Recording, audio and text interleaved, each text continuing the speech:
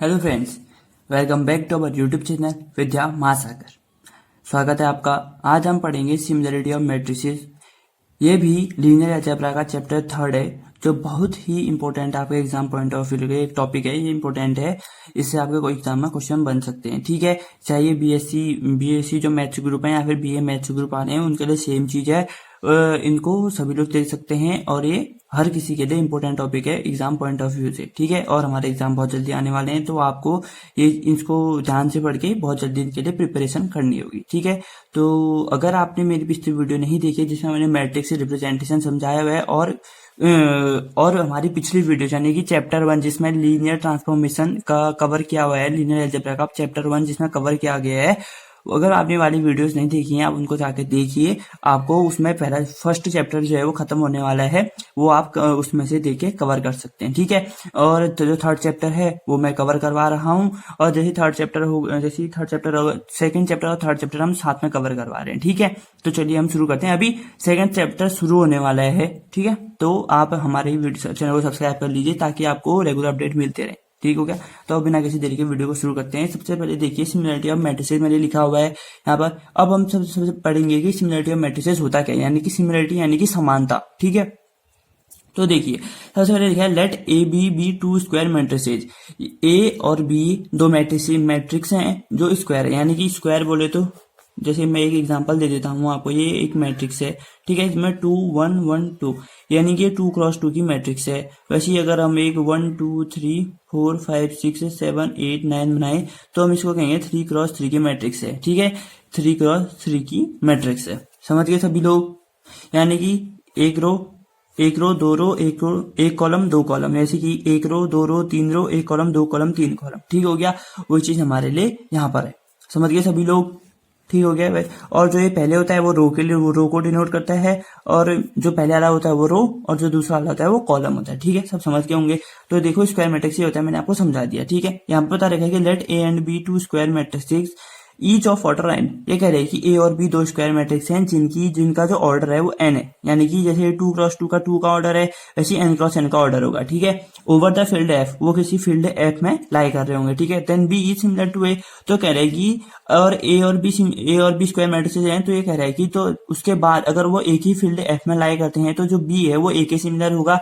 If there exist an invertible matrix C, अगर वहां एक इन्वर्टिबल मैट्रिक्स सी है, यानी कि एक तीसरी मैट्रिक्स भी उसी फील्ड में, जैसे इन्होंने कहा कि ए और बी दो स्क्वायर मैट्रिक्स हैं, वो एन ऑर्डर की हैं और वो फील्ड एफ में लाई करती हैं। ठीक है, वैसे ही तब बी ए के सिमिलर में होगा अगर वहां एक इन्वर्टिबल मैट्रिक्स सी एग्जिस्ट करती हो जिसका भी ऑर्डर सेम होगा एन। ठीक है, ओवर द फील्ड एफ, वही चीज है जो सी मैट्रिक्स होगी वो एन ऑर्डर की, अगर एफ फील्ड में है तो जो बी जो है वो ए के सिमिलर हो जाएगा। ठीक हो गया, सच दैट, तो हमारी इक्वेशन क्या बनेगी, B is equal to C inverse, यानी कि सी इन्वर्टिबल ए सी, और A is equal to C B C invertible. ठीक है, अब ये कैसे हुआ देखो, जो ये सी इनवर्स है ये साइड जाएगा तो सी बी हो जाएगा, और ये जो सी वाला है ये साइड जाएगा तो सी इनवर्स हो जाएगा, कि A is equal to C B C inverse. ठीक है, समझ के सभी लोग। अब हम थ्योरम पढ़ेंगे जो आपके एग्जाम पॉइंट ऑफ व्यू से इंपॉर्टेंट है। तो देखिए हम थ्योरम को पढ़ते हैं। सबसे पहले थ्योरम क्या लिखी है हम उसको देखते हैं। थ्योरम में यहाँ पर लिखी है the relation of similarity is an equivalence relation in the set of all n cross n matrices over the field F. ठीक है, ये कहना चाह रहा है कि जो सिमिलरिटी का रिलेशन है ना, जैसे मैंने आपको इस थ्योरम में बताया था कि अगर दो मैट्रिक्स ए के फील्ड में है तो जो बी है वो ए से सिमिलर होगा अगर एक वहां इन्वर्टिबल मैट्रिक्स सी है। ठीक है, तो इसमें भी वही कहने की अगर जो रिलेशन ऑफ सिमिलरिटी है वो एक इक्विवेलेंस रिलेशन होगी in the set of all n, और किसमें, जब सारी जो मैट्रिक्स है वो एन क्रॉस एन मैट्रिक्स की होंगी एक फील्ड एफ में। ठीक है, ये फील्ड एफ है, अगर एक फील्ड एफ में जितनी भी मैट्रिक्स होंगी वो होंगी उनकी जो सिमिलरिटी होगी वो इक्विवेलेंस रिलेशन होगी। अब इक्विवेलेंस रिलेशन क्या होता है आप जानते हैं, हमने 12th क्लास में पढ़ा था इक्विवेलेंस रिलेशन क्या होता है। इक्विवेलेंस रिलेशन यानी कि जब कोई भी फंक्शन हमें गिवन हो, अगर वो रिफ्लेक्सिव, सिमेट्रिक और ट्रांसिटिव है तो हम कह देंगे जो वो हमारा जो फंक्शन है वो एक इक्विवेलेंस रिलेशन है, यानी फिर इक्विवेलेंस फंक्शन है। ठीक है, तो मैं यहीं पर कहा गया है कि जो सिमिलरिटी का रिलेशन है वो इक्विवेलेंस रिलेशन होगा, ये हमको दिखाना है। ठीक है, तो हम इसका प्रूफ करना शुरू करते हैं। तो देखिए let M n be the set of n cross n matrices over the field F, यानी कि एम एन बोले तो उसमें कितने भी नंबर हो सकते हैं, तो एक एम एन है जिसमें जो एक सेट है एन क्रॉस एन मैट्रिक्सेस का। ठीक है, एन क्रॉस एन मैट्रिसेस का सेट है over the field F. F field में, ठीक है। If A comma B belongs to M n, यदि A comma B M n में बिलोंग कर रहे हैं, अगर क्यों एम एन क्या है, एक एनकोसन मैट्रिक्स का सेट है एफ फील्ड में, और अगर ए और बी एम एन में बिलोंग कर रहे हैं तब B A similar to A B if there exist an invertible matrix C belongs to M n. अब भी हमने थ्योरम क्या पढ़ी थी कि अगर जब ए और B square matrix F field में है तो बी ए के साथ सिमिलर तब होगा जब वहां एक इन्वर्टेबल मैट्रिक्स सी होगी, ठीक है। तो वही चीज हमने यहाँ पर भी किया, यहाँ पर भी लिखा है, क्या कहते हैं कि हमने जो ऊपर थ्योरम थी उसको जैसा लिखा है सबसे पहले वही लिखा हमने, तो ठीक है। तो हम कहेंगे कि अगर एक एम एन एक सेट है, जैसे ऊपर एक फंक्शन ले रहे थे हम, वैसे एम एन एक सेट है, ठीक है, फील्ड एफ में एक सेट है एम एन, और ए और बी एम एन से बिलोंग करेंगे अगर, तो फिर यहाँ पर कॉमा लगा के हम लिखेंगे देन अगर ये एम एन में बिलोंग करें तब बी ए जो होगा वो ए बी के सिमिलर होगा if there exist an invertible matrix C, अगर वहां कोई इन्वर्टेबल मैट्रिक्स सी है जो भी एम एन में बिलोंग कर रही होगी, वही चीज है जैसे ऊपर कहा था ए और बी स्क्वायर मैट्रिक्स है वो एफ फील्ड में है, तो अगर वो दोनों आपस में सिमिलर होंगे कब, जब उस वहां एक सी इन्वर्टेबल मैट्रिक्स होगी, ठीक है। वही चीज है ए और बी एम एन में बिलोंग करते हैं तो बी ए बी के सिमिलर होगा जब वहां एक इन्वर्टेबल मैट्रिक्स सी है जो भी एम एन में बिलोंग करी, such that B equal to C inverse A C, वैसे ही ऊपर लिखा था B equal to C inverse A C, A equal to C B inverse, आप यहाँ से ये भी कुछ भी लिख सकते हैं, ठीक है। तो हमने वही लिख दिया। तो अब देखो इक्विवेलेंस रिलेशन शुरू करने के लिए रिफ्लेक्सिव सबसे पहला होता है। रिफ्लेक्सिव क्या होना चाहिए, एक एलिमेंट है उसी का इमेज, यानी कि जैसे मैं कहूं कि एक फंक्शन है 1 2 3 4 2, ठीक है, उसमें अगर जो 2 एलिमेंट है अगर उसी के साथ 2 एलिमेंट एक और 2 एलिमेंट उसी में लाई कर रहा है तो हम कह देंगे कि वो रिफ्लेक्सिव है। यानी कि जैसे मैंने एक फंक्शन कहा था कि 1 2 3 4 2, यानी कि 2 2 दो बार है तो हम कह देंगे कि वो फंक्शन रिफ्लेक्सिव है, ठीक है। तो वही चीज हम इसमें सॉल्व करेंगे। Let A belongs to M n, यानी कि जो ए है वो एम एन से बिलोंग कर रहा है, then there exist an invertible matrix I n, ठीक है। अब हम यहाँ पर आई एन क्यों लेंगे, आप कहोगे तो ऊपर तो सी लिया, हम आई एन इसलिए लेंगे क्योंकि यहाँ पर ये आई एन जो है ना एक आइडेंटिटी मैट्रिक्स है, हमें दिखाना है कि जो ए है सेट है उसके वो खुद से सिमिलर है, यानी कि ए जो है ए से ही सिमिलर है, हमको ये दिखाना है, तभी वो रिफ्लेक्सिव हो पाएगा। क्यों, क्योंकि जब खुद की इमेज फंक्शन में होती है तभी वो रिफ्लेक्सिव होता है। तो ठीक है, हम लिख लेंगे let A belongs to M n से बिलोंग करता है तब वहां एक इन्वर्टिबल मैट्रिक्स है I n such that A is equal to I n inverse A I n. देखो हमने जैसे ये लिखा था तो A is equal to I n inverse A I n, ये एन क्या है, एन सेट की मैट्रिक्स है, ठीक है, वो therefore A similar to itself. तो आई को कभी भी किसी के हम मल्टीप्लाई करोगे तो वही आएगा, यानी कि अगर हम इसको यहाँ पर लिखें तो ये ए इज इक्वल टू ए लिख सकते हैं, ठीक है। यानी कि जो ए है वो खुद से सिमिलर हो गया, तो रिलेशन ऑफ सिमिलरिटी जो है वो रिफ्लेक्सिव हो गई एम एन फील्ड में, ठीक है। यहाँ से पता चल गया जब हमने क्या किया। अब यहाँ पर ये भी कर सकते हैं let B belongs to M n then there exist an invertible matrix I n such that B is equal to I n inverse B I n. तो आई एन से आई जो है आइडेंटिटी मैट्रिक्स होती है, मैट्रिक्स से तुम किसी को भी वो करोगे मल्टीप्लाई करोगे तो वही आना है आपका, ठीक है। तो हमारा क्या आ जाएगा, बी इक्वल टू बी आ जाता है, तो बी सिमिलर टू इटसेल्फ, यानी कि तब भी ये सिमिलर होता है, रिफ्लेक्सिव होता है, यानी कि ठीक है। तो अब हम रिफ्लेक्सिव प्रूफ कर दिया। तो इक्विवेलेंस रिलेशन का सेकंड होता है सिमेट्रिक, तो अब हम सिमेट्रिक को प्रूफ करेंगे, ठीक है। तो मैंने सिमेट्रिक के लिए क्या लिख दिया, देखो symmetric late A comma B. अब सिमेट्रिक में क्या होता है, देखो ए कॉमा बी अगर एक फंक्शन है तो उसी का जैसा फंक्शन बी कॉमा ए भी उसी फंक्शन में लाई करना चाहिए, ठीक है। यानी कि अगर हम कहें ए बी के सिमिलर है तो हमको दिखाना पड़ेगा कि बी ए के सिमिलर में है, ठीक है। तो देखो सिमेट्रिक के लिए क्या किया हमने, let A comma B belongs to M n, ठीक है, A comma B M n में बिलोंग करता है so that A is similar to B. तो यहाँ से क्या कहेंगे, ए बी से सिमिलर है। अब ये कैसे हुआ, हमने क्वेश्चन में जब स्टार्टिंग कर रहे थे तब हमने लिखा था, ठीक है।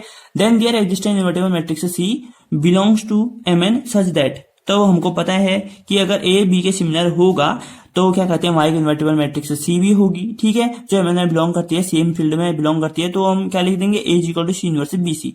हमें अब किससे लिखा हमने, अपने ये थ्योरम से लिखा। अगर थ्योरम देखो ये हमने फर्स्ट में लिखा है B is equal to C inverse A C, तो हम इसको A is equal to C inverse B C भी लिख सकते हैं, ठीक है। समझ गए सभी लोग।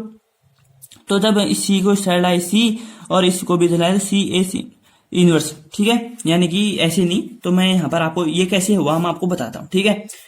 ए is equal to C inverse B C था, तो मैं यहां पर लिख देता हूं multiply both sides by C and C inverse, ठीक है। जो सी और सी इनवर्स से मल्टीप्लाई किया, ठीक है, सी को हम इस साइड से मल्टीप्लाई किया और सी इनवर्स को इस साइड से मल्टीप्लाई किया, सी को इस साइड से, सी इनवर्स को इस साइड से। क्यों, क्योंकि जब सी इनवर्स होगा तो आइडेंटिटी बन जाएगा, इसलिए हमने इसको मल्टीप्लाई किया, ठीक है। अगर आप उस सी को इस साइड और सी इनवर्स को इस साइड लिखेंगे तो वो गलत हो जाएगा, ठीक है।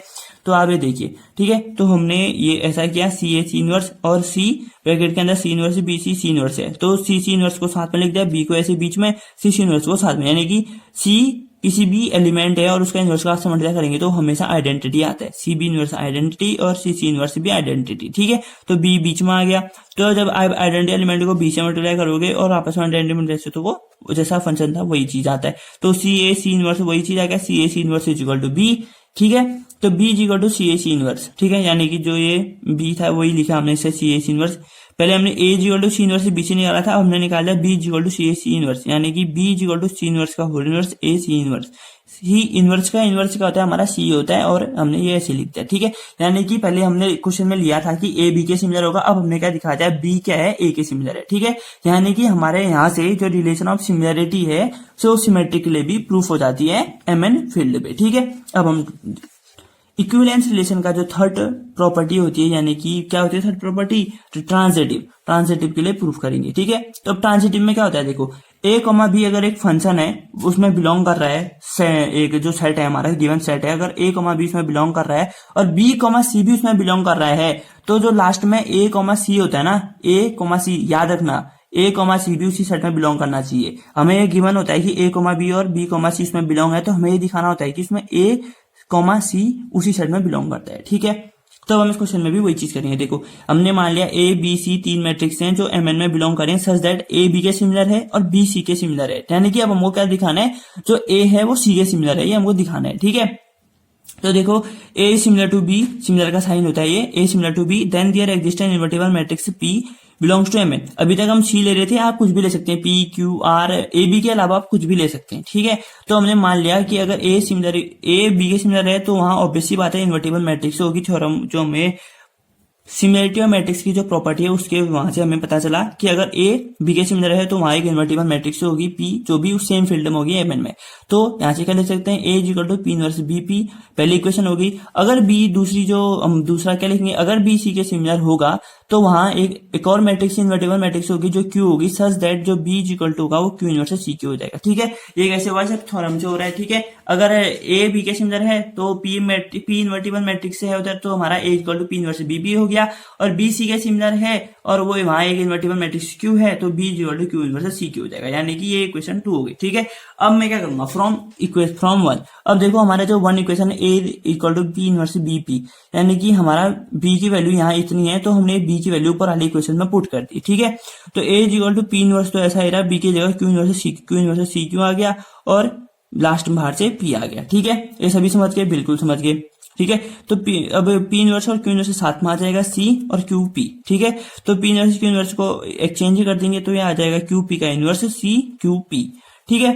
अब हम क्या कर रहे थे, हमेशा वही कर रहे थे, क्यू पी का इनवर्स सी क्यू, यानी कि यहां से क्या आ जाएगा, ए जो है वो सी के सिमिलर आ जाएगा। कैसे आ गया, देखो हमने यहाँ पर से ए बी के सिमिलर था, बी सी के सिमिलर था, और वही हमने क्या कर दिया, जो ये जो इन्वर्टिबल मैट्रिक्स थे हमने यहाँ से प्रूफ कर दिया जो क्यूब ए है वो सी के सिमिलर है, यानी कि यहाँ से हमारा आया A is similar to C. अब हम क्या लिखेंगे, the relation of similarity on M n is transitive, यानी कि पहले हमने जैसे रिफ्लेक्सिव दिखाया था, फिर हमने सिमेट्रिक दिखाया, अब हम ये कह देंगे कि जो रिलेशन ऑफ सिमिलरिटी है वो ट्रांसिटिव है। यहाँ से कि हम कह सकते हैं hence the relation of similarity on matrices is an equivalence relation on the set of n cross n matrices over the field F, या फिर एमएन फील्ड में लिख सकते हैं, ठीक है।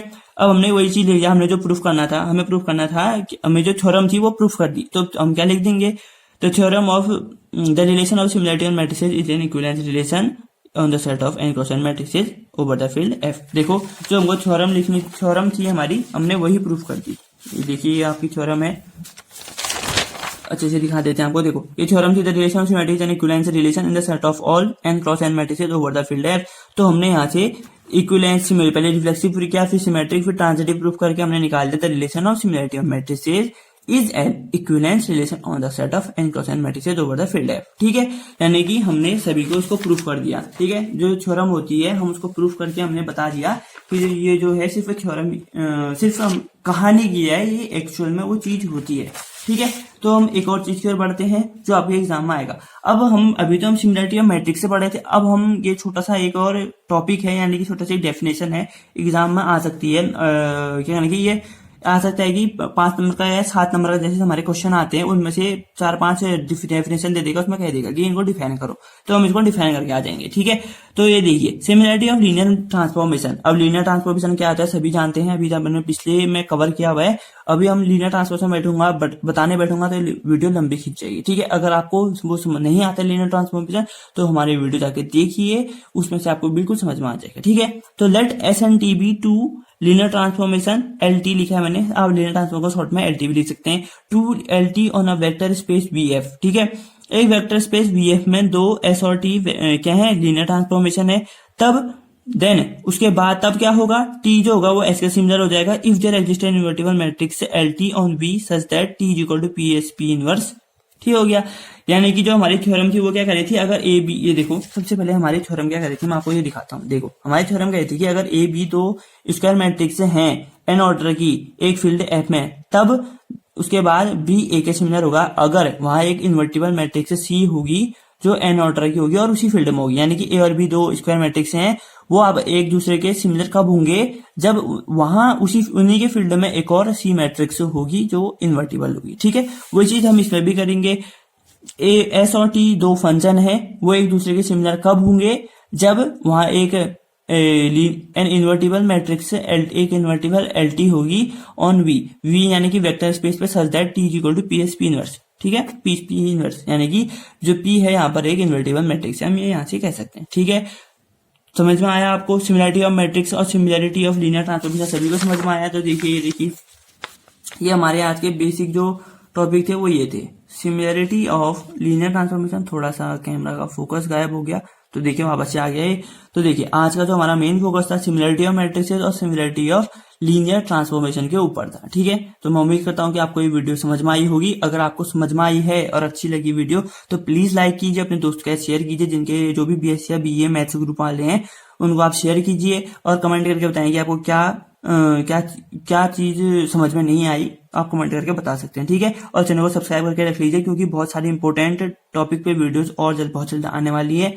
ठीक है, और 2 गज की दूरी, मास्क है जरूरी, मास्क पहनिए और सैनिटाइज करते रहिए, हाथ धोते रहिए, और कोई भी खाना पीना खाने से पहले हाथ हमेशा धोएं या फिर सैनिटाइजर का यूज करें। ठीक है, मिलते हैं आपसे नेक्स्ट वीडियो में, तब तक के लिए आप ये कर देना भाई, कर देना यार, लाइक शेयर सब्सक्राइब सभी कर लेना। ठीक है, तब तक के लिए मिलते हैं नेक्स्ट वीडियो में, तब तक thanks for watching, take care.